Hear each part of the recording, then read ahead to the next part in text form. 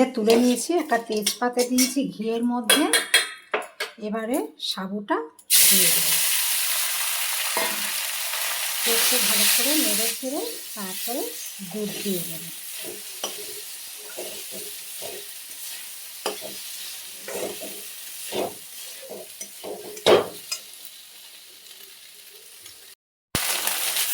সাবুটা ভালো করে ভেজে নিয়েছি, কালারটা অন্যরকম হয়ে গেছে।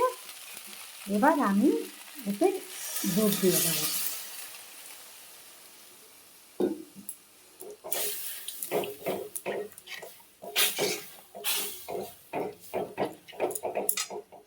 এবার এটাকে ফোটাবো। এবার বাতাসা দিয়ে দেবো, বাতাসা দিয়েই আমি করবো।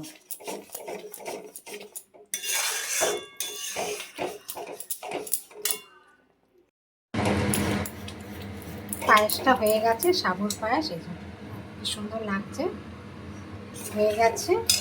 এবার হচ্ছে বাদামটাকে আমি ছোটো ছোটো করে করেছি, ছোটো ছোটো করে করে নিয়েছি।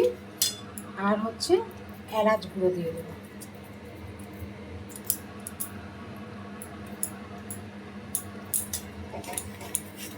সাবুর পায়েস কমপ্লিট।